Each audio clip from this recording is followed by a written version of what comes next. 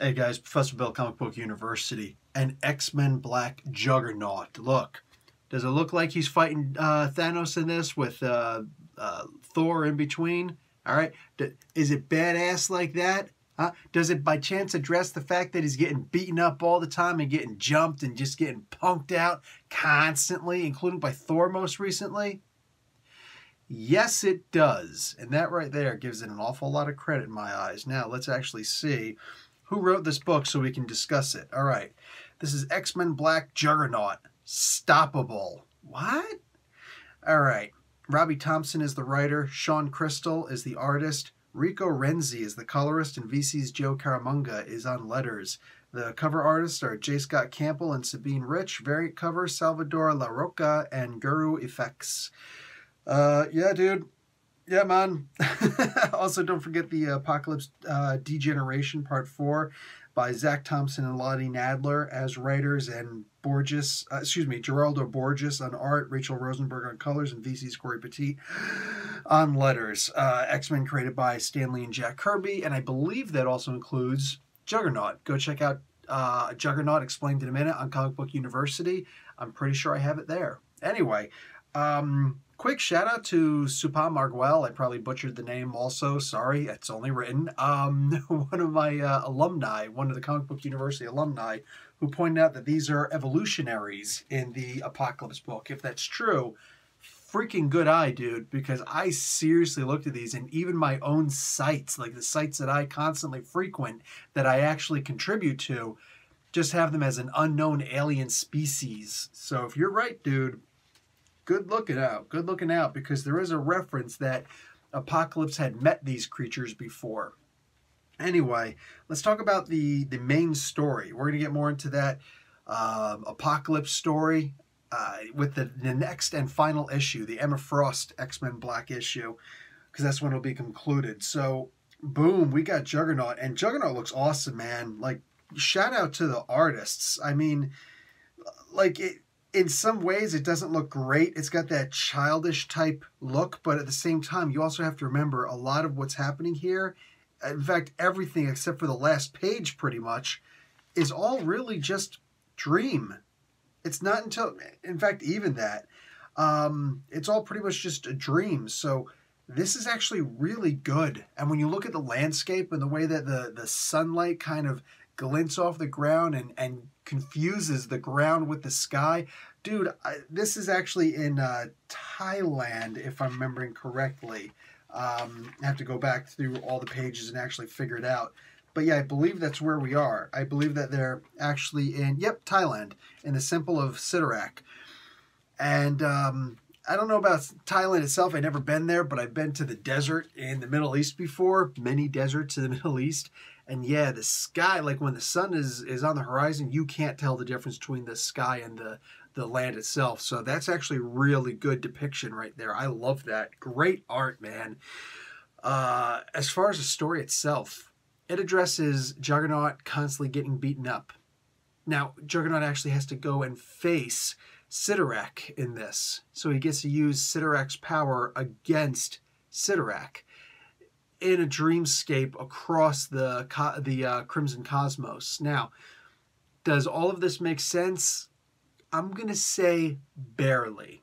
And by that, I mean continuity-wise, because at least it's addressed. That's the main thing that I'm concerned with. I'm very disgusted by how much Juggernaut has been beaten up, slapped around, just punked out. The silliest little ways to beat this guy. People are just like, oh, I'm going to have the character that I'm writing punk out the Juggernaut just to show how powerful the character is. Dude, at this point, I expect Silhouette to give him a kick from the New Warriors, one of those drop kicks that she does and knock Juggernaut out.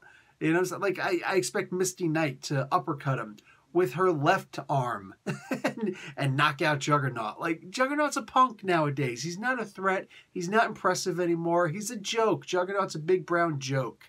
You know what I'm saying? And this comic book politely addresses exactly that. Now, will people start turning around and using Juggernaut in a better way that actually shows how devastating he is? Showing that he can't really be beaten, actually beating people down in a major way? I honestly don't have a whole lot of hope for the Marvel writers, specifically the editors, who should be catching on to that and saying, whoa, whoa, whoa, whoa, whoa. You got Juggernaut getting jacked up? For instance, Thor issue #1, Jason Aaron. Love Jason Aaron. Dude's amazing. But he had Juggernaut getting beaten at the Temple of Sidorak, where he states, I'm more powerful here than I've ever been anywhere. And Unearthly Thor beat him up, basically. I mean, it wasn't an absolute trouncing, but yeah, it kind of was. So it's addressed. And I love that. How much hope do I have for the future of Juggernaut? Well, I'll tell you what, and this is going to be my big sell for this comic book. After reading this comic book, I'm hoping that he's got a really good future. I'm hoping that the other writers will be kept in check. Yes, that means I'm talking the best writers to the brand new writers. Kept in check.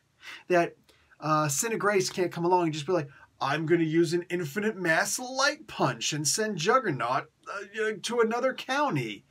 No, that's stupid. All due respect, that's stupid when it comes to showing the Juggernaut as being tough. Sorry. I don't want to see, is Cullen Bunn going to be showed in issue #1 of X-Men Blue? Hey, man, sorry, you can't have Iceman, another Iceman thing, just freeze up the deck of the boat and have Juggernaut slide right off at his first appearance after having gotten all of his great power in the first place. I'm really hoping so, man. I'm really hoping so. And all the stuff in between. Juggernaut, they keep on upgrading Juggernaut. Well, here's another upgrade for Juggernaut. And I'm telling you, man, after that most recent upgrade where he's like, oh, I can't be affected, but all the weaknesses I used to have, I don't have them anymore. I'm more powerful than I've ever been. Here, Juggernaut actually says, oh, hey, Charles, you're messing with my head, but my helmet's on. Ha ha ha. It shouldn't matter if you have your helmet on anymore, dude.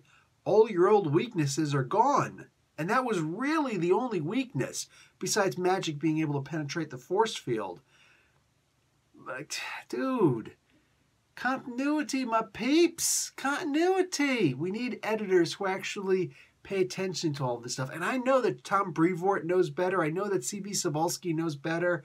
I know that a lot of these editors, who's actually on editing on this particular issue, let's see, I don't usually check out the editors, but assistant editor, Chris Robinson. I've seen him around before. Oh, and Darren Shan is the main editor on this. Dude, come on, man. Come on, guys. Hopefully, they're paying attention to this, and they're going to maintain this. And if somebody else comes along and it's like, oh, yeah, man, I'm writing for, what's a basic, I'm writing for Puck. I love Puck. Love Puck. But Professor Bill gets hired by Marvel, and I'm like, I'm writing Puck. All right, I'm going to have him face off in the Juggernaut, against the Juggernaut in the first issue, man. Yeah, and I'm going to have him do a cartwheel attack and trip up Juggernaut and have him fall on his face, and then Puck's going to, like, run away. Yeah, and I want somebody else to be like, no. No, that's not going to happen. I'm like, but I'm not really having him beaten up. I'm just no. That's what I want. I want somebody, an editor, somebody to tell me, no. Juggernaut is going to beat up Puck.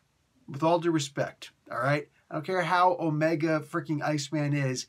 If you don't know how to use the Omega level, then you're not quite Omega level, are you?